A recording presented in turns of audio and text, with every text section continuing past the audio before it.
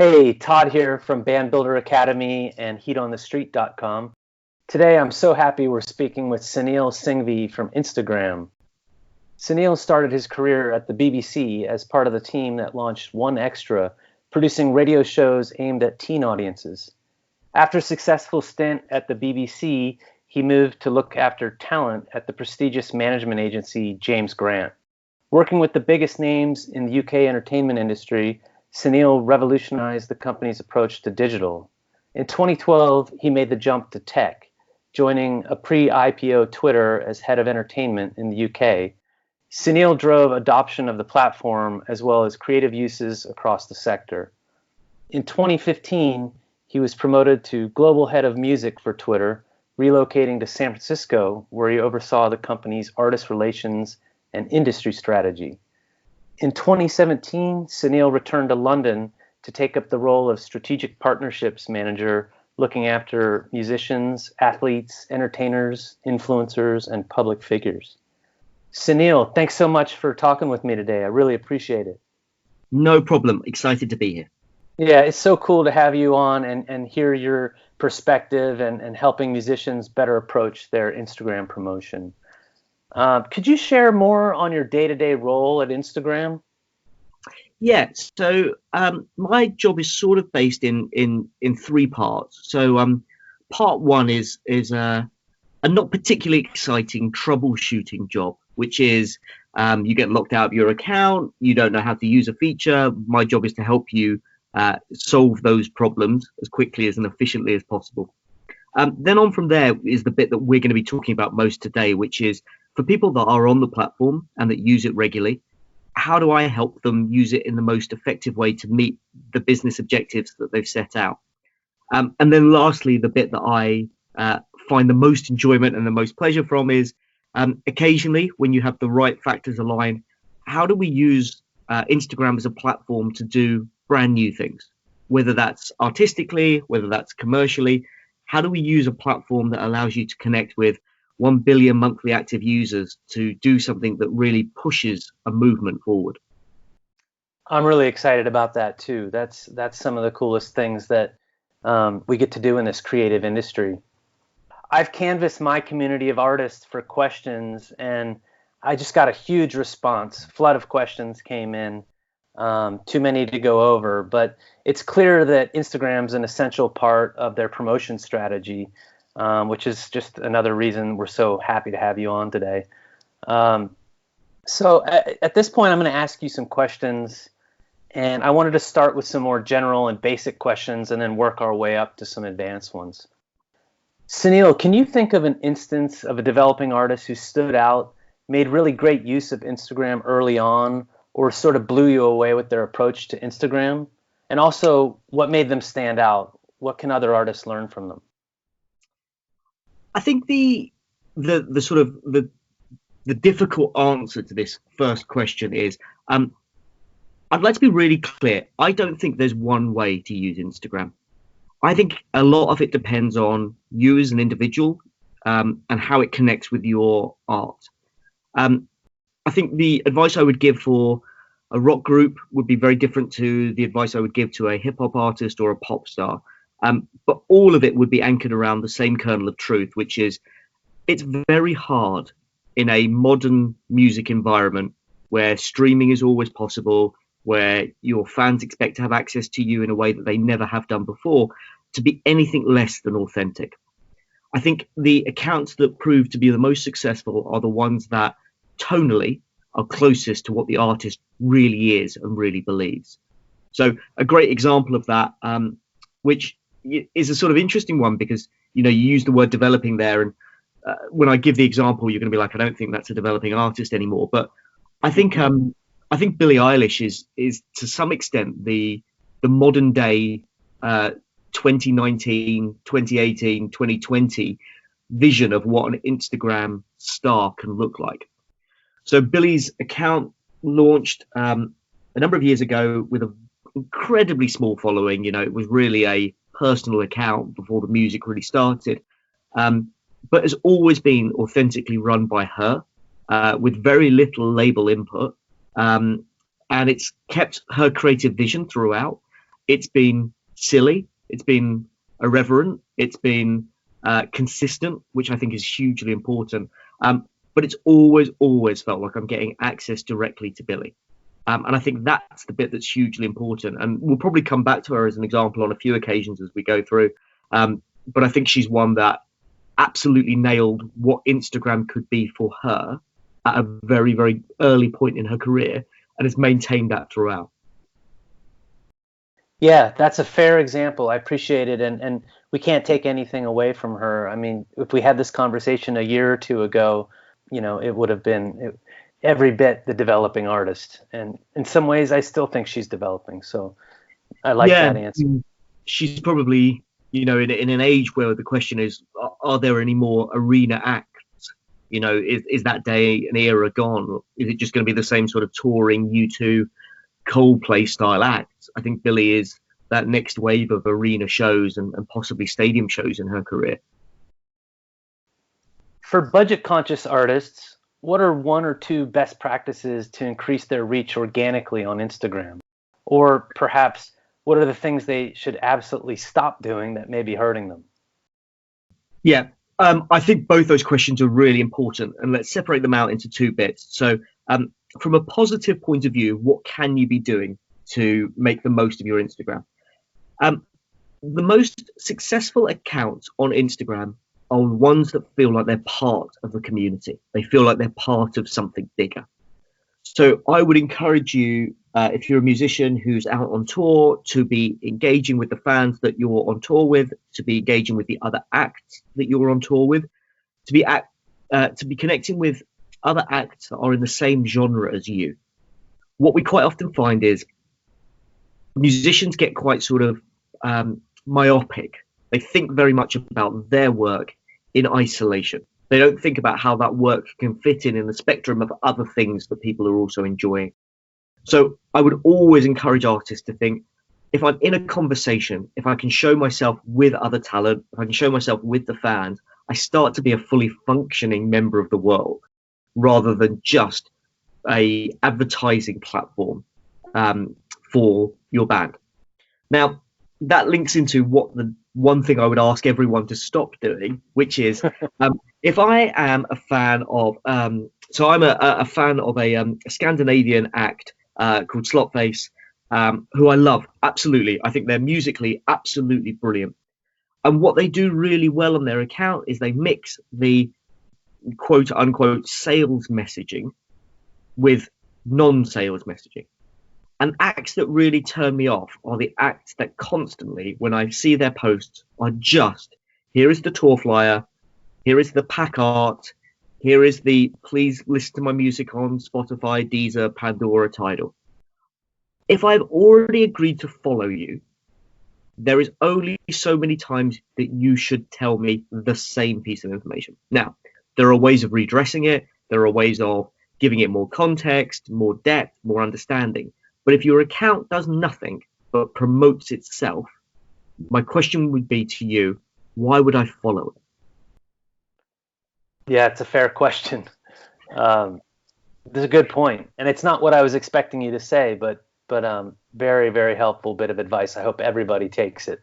Yeah, and I think it does vary genre to genre. Okay, so I think if you are, if you're hip hop, you get away with a little bit more self-promotion than other genres. Yeah, the Rick Ross style, right? Yeah, if you're Ross A or Snoop or 50, there's that sense of almost the bravado and the braggadocious nature, that sort of post Lil Wayne.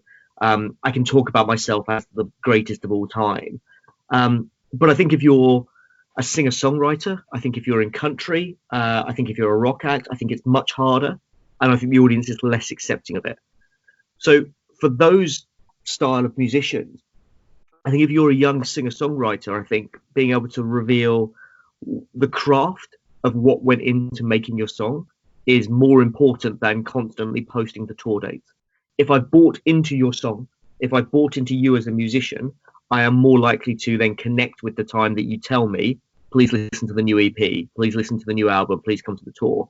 If you've told me 10 times in a row that you're playing Berlin or you're playing Cape Town, there's only so many times I can go, I'm interested in this or not interested in this. Great answer. The next question was sort of like that, but it's more geared at artists that are really just starting out, like they haven't even launched their social media profiles yet. So, do you recommend artists just getting started as soon as possible, or do you think they should fully flesh out their campaigns and their strategy on Instagram and social media before they get started? I think my advice would always be to get started. And the reason I say that is because I think artistic processes don't really end.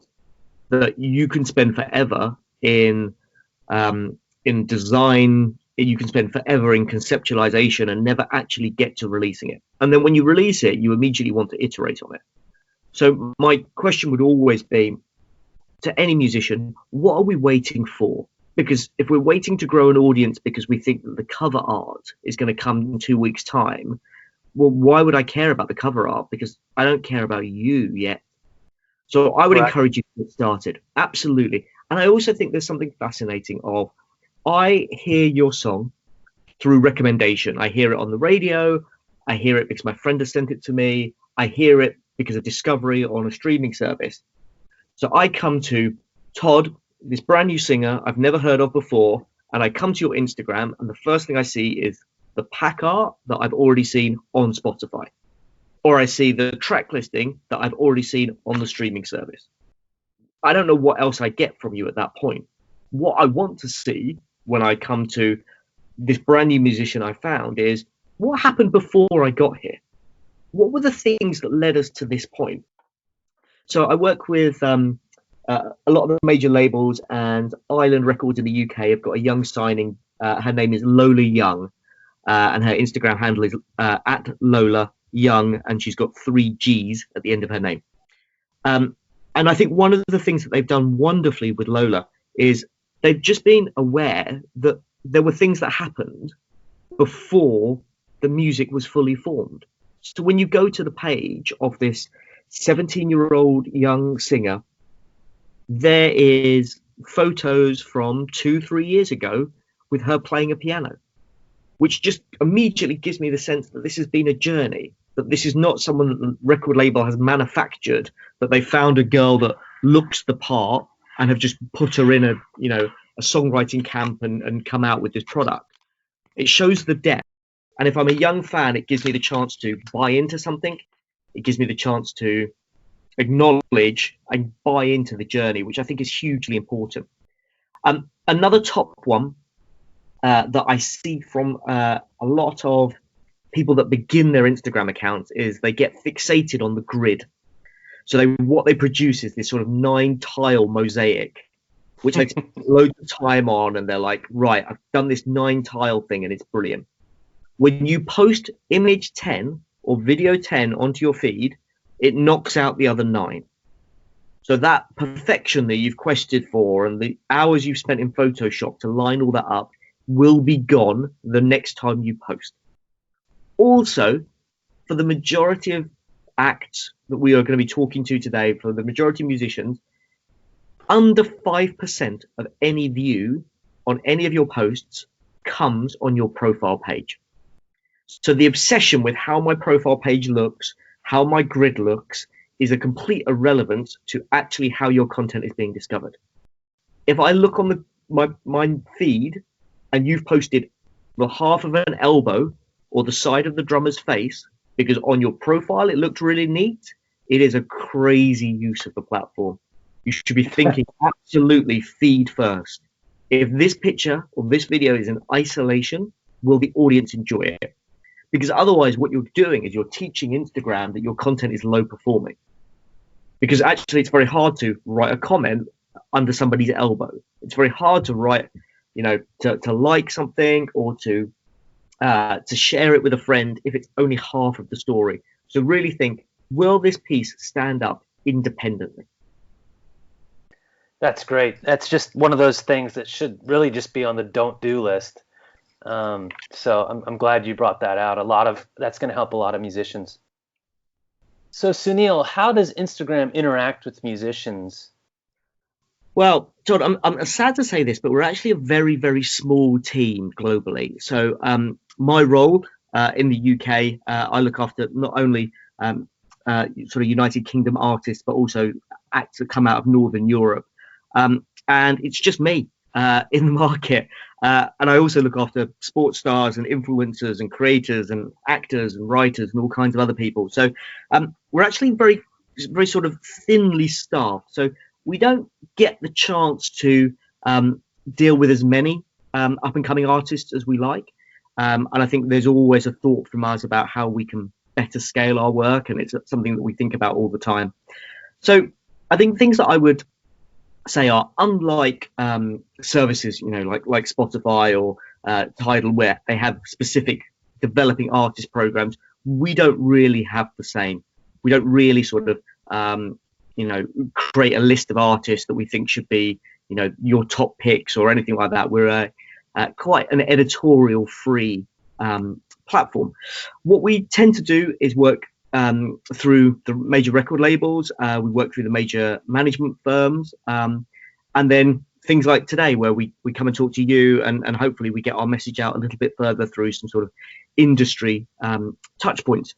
I think my vision for the sort of future is that we continue to think about how we find more people on the team and how we scale to more countries. And more countries is definitely top of my list of things that we should be thinking about. But for now, the best way to think about how to get the information is to, make sure you keep checking this website, but also to make sure that you sort of keep abreast of industry press in general. So if you're in the UK, we often do features in Music Week and publications like that to make sure that we're letting artists know about what's coming up.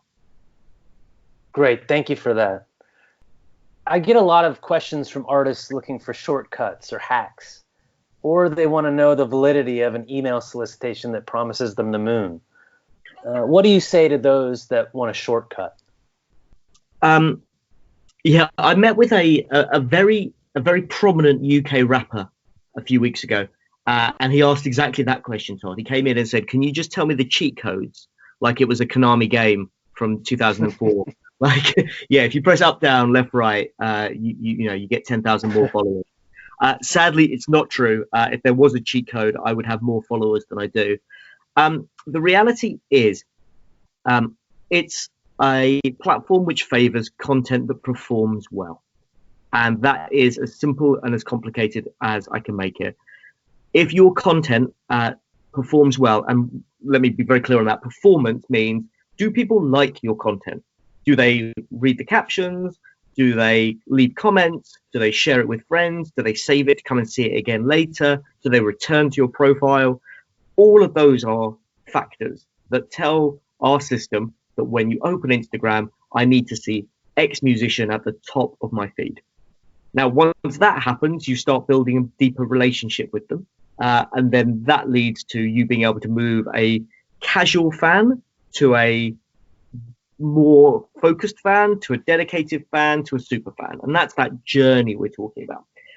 I think the other thing that I would be very cognizant of is when I talk to some of the less sophisticated digital managers, they will give me their very detailed feed plans for Instagram. So this is what we are doing on our feed for the next 6 months or for the album campaign, which is great. And, kudos to them for the work. But Instagram is not just feed anymore. If your campaign is static photos, I don't think in 2020 you will grow as fast as you would like to. I think Instagram has more video content than ever before. And I think the most engaging accounts have a mixture of media. So I think static photos will continue to do well, but I think video will be a better driver of engagement and deeper connections. I think stories will be the key to any artist's success. I think it will be very hard to be a successful artist on Instagram without really utilizing stories. And we will find in the next couple of years that stories consumption will overtake feed consumption, which is quite often at odds with the way people think about how they're rolling out their album or how they're rolling out the tour, where a lot of emphasis put on feed.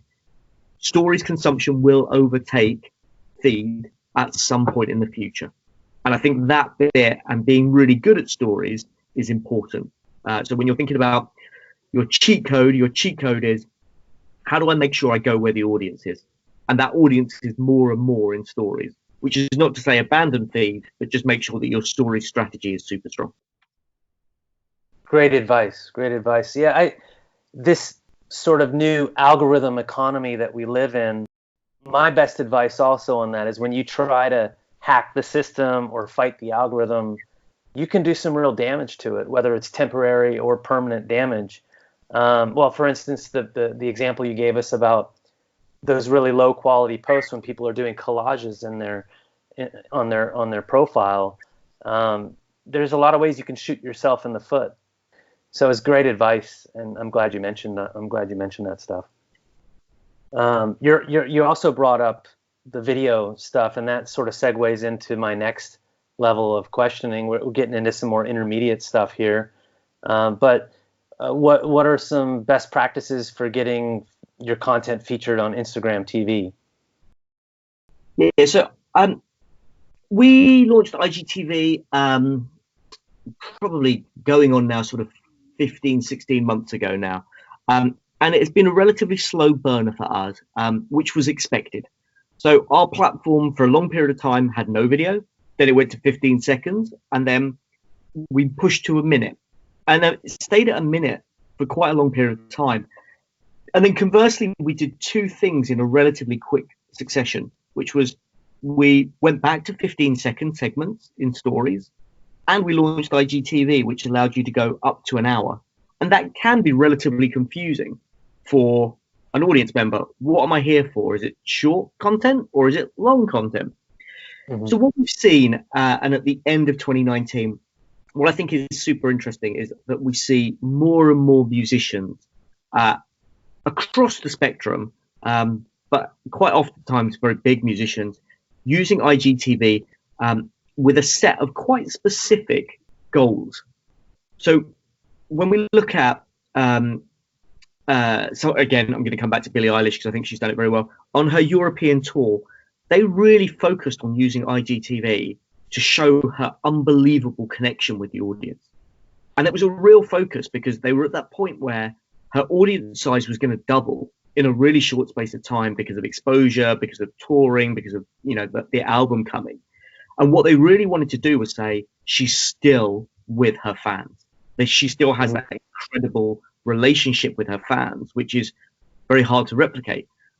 And they knew that in stories format, it would be quite hard to do because they were expecting 15-second content from Billie. And in feed, they were expecting something that looked and felt like more in keeping with the account. So they used IGTV to just allow them to have a third-person camera person. In that context, it was okay for them to create distance between you and Billie when they don't normally. Normally, it's her.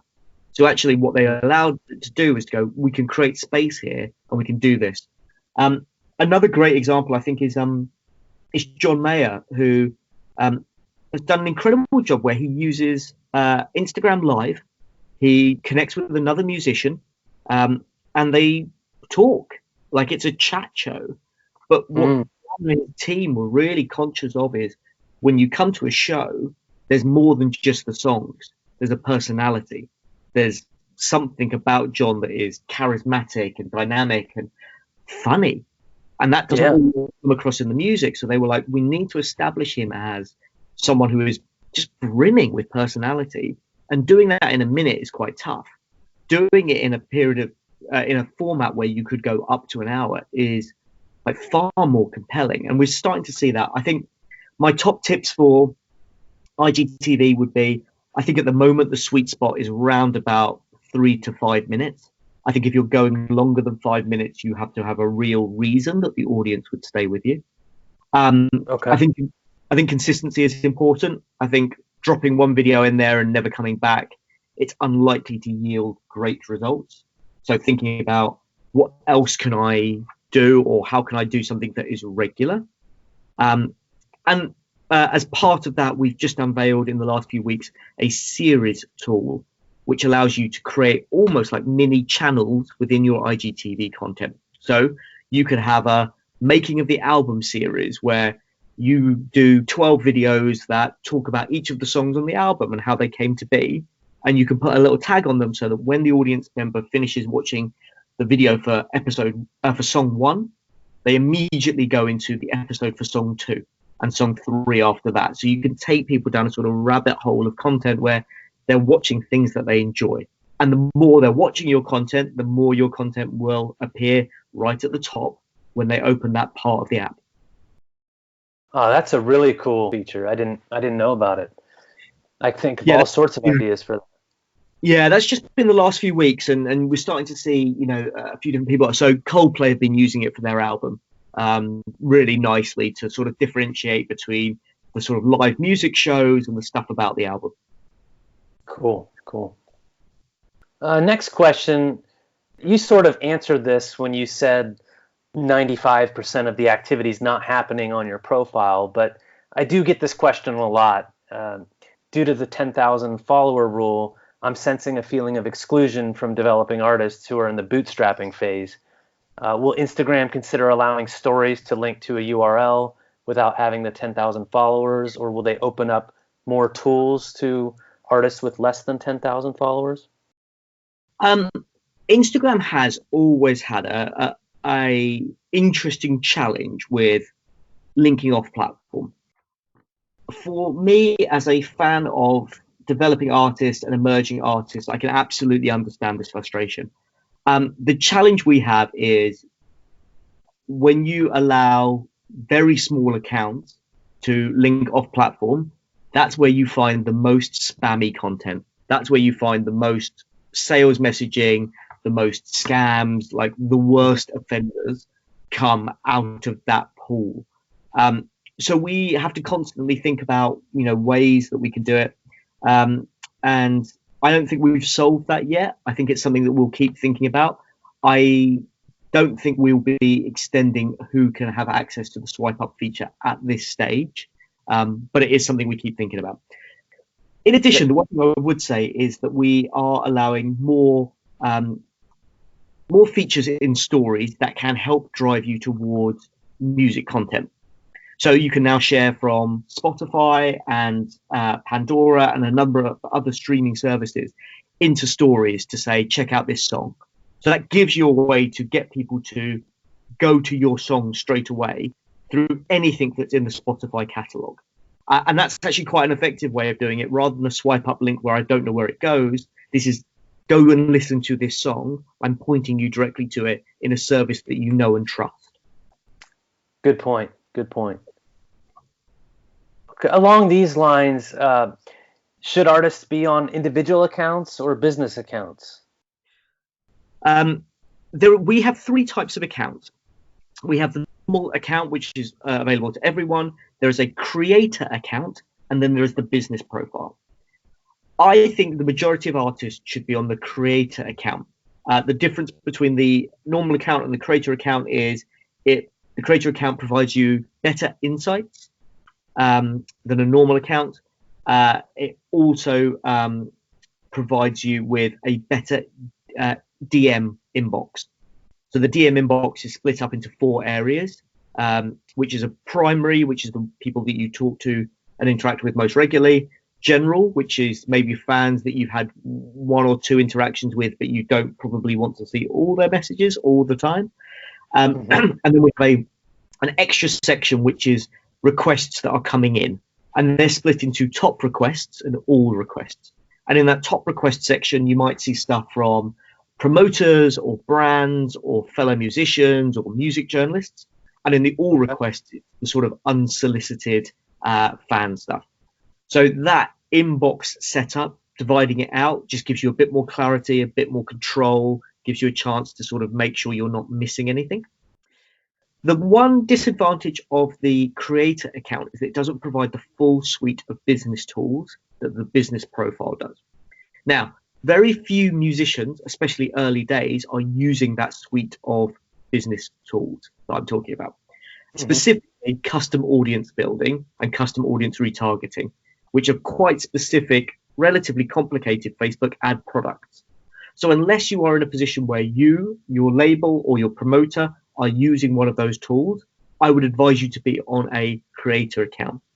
Now, for the record, because this is a myth that comes up all the time, we do not differentiate in the algorithm between any of those three types of accounts. A personal account, a creator account, a business account that produces the same content will receive exactly the same distribution.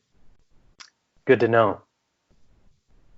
If they are doing advertising on Instagram through, say, Facebook Ad Manager, and they connect that creator account, are they still able to use some of the custom audiences that they have in Facebook Ad Manager?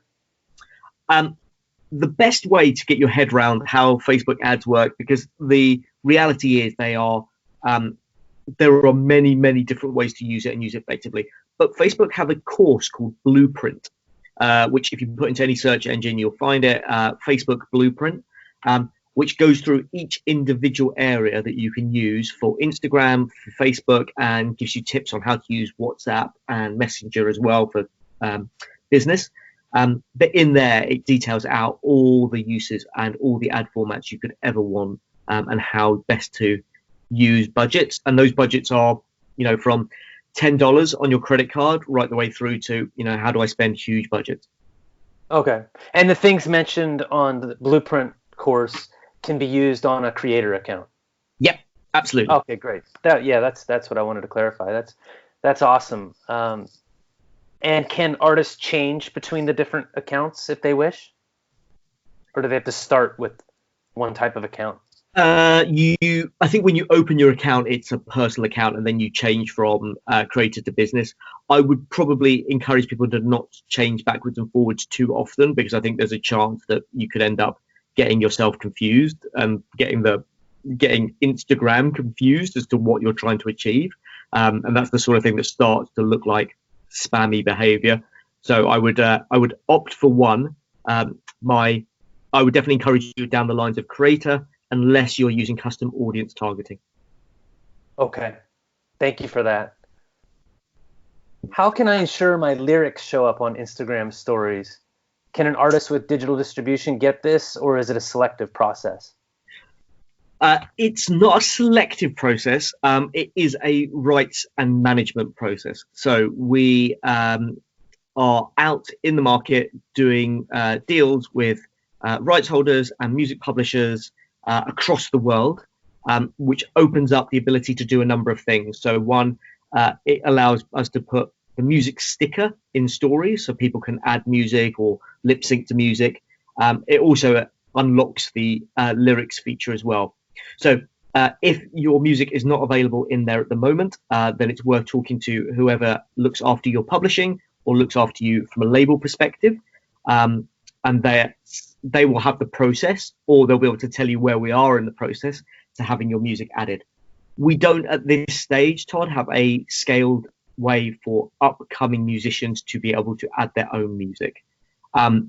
It's a pretty complicated process, and I think where we will probably end up is we have a lot of countries where the music products are available, but there are still countries where it's not available, and that's where the team's focus is right now, is how do we get as many countries in the world to enjoy those music features before going back to work out how do we allow user upload. Because as you can imagine, not everyone is completely savvy on music rights and the complexities of publishing deals. So what we want to avoid is somebody, uploading content that's not their own and trying to pass it off as their own, or, uploading something that they shouldn't have uploaded in this particular region. Sure. For touring musicians, what should they know about geolocation and any advantages of being in different cities frequently? So I've got two tips for touring musicians. The number one tip is keep posting. So what actually happens quite often is the realities of everyone that's listening to this or reading this will know touring is not glamorous in any way. Although perceived to be by the audience, it's genuinely an absolute slog. So what happens is we do see some musicians just sort of stop posting because they're tired and they're focused. when actually it's a really rich opportunity to gain more followers and to connect with your audience. So I think the two things I would say is, number one, keep posting. Number two, make use of the locations you're in. So if you get a chance, you touch down in Seoul for the first time, ask people where you should go. Ask people where's the best place to eat, where's the best place to get coffee, where's the best place to shop, because the audience love to tell you that stuff and they feel like they're part of your experience of the town that they love, the town that they live in. And the more you can do that, the more it sort of ingratiates you to a localized fan base. So when you come back for the next tour, people are already sort of bought into you as someone that cares about that town rather than someone that's just blowing through on their way to, get to Tokyo or wherever. So I think it's a really smart way to think about how do I galvanize local fan base. I think the other thing that I think is really important is using location tags. My advice on location tags is to go actually quite specific. So if you're in an area of a major city, try and find a location tag for the suburb rather than just writing the entire city. So try and find as specific a venue or a specific location as you can, because what happens for Instagram when people are searching for location, you will appear in all the sort of variations. So if you're playing at the O2 in London, if you tag the O2, not only will you appear in searches for the O2, but the location will also pick you up for people that are searching for Greenwich as an area and central London as an area after that, London, Greater London, then England, then the UK. So you just amplify the chances you have of being found in search by going more specific. It gives you more and more opportunities to be found. That's amazing. Really amazing. Okay. You'll be happy to hear some of my clients have resorted to using Instagram as an alternative to getting an email list sign up. I'm talking at venues. Sometimes it's just more convenient to connect with the fan on Instagram than it is to, ask them for their email address. Are there any creative uses you've seen of artists doing this from stage or at the merch table? It's not one that I have seen that frequently. I think it eventually becomes quite hard to scale. But I think what is hugely important, I think, for emerging artists and people that are perhaps on the support roster is I would make your handle very visible during the tour. So if you've got a space on the drum riser, if you've got space in the staging or whatever, I would get your handle up front as quickly as you can, because if I'm someone in the crowd who is not perhaps bought into your music, I've got the chance while I'm on my cell phone to look you up and to gain more knowledge about you. And I think that can help the sell of converting someone while you're on a support tour into being a fan so they can come and see you again in the future. So I think that's hugely important. I would also say, we have, which I have seen some artists use, we have a close friends feature on Instagram where you can add certain accounts to this list that you curate of close friends who might get content specifically for them. So you could, you could set up, right, here's all the people that we think are close friends in Singapore. And you could send them content that says, like, we're coming to Singapore, that maybe doesn't go out to the rest of the world. It's only one group. You can't have multiple groups. But I think there's something playful in it. I think there's something sort of fun about it that might be worth doing. Something I've never seen done, but I think if I was an upcoming musician, I would think about is we have a feature called a chat sticker in stories. So you create a story, you add this chat sticker. So I used it for the Women's World Cup. And so I posted my story.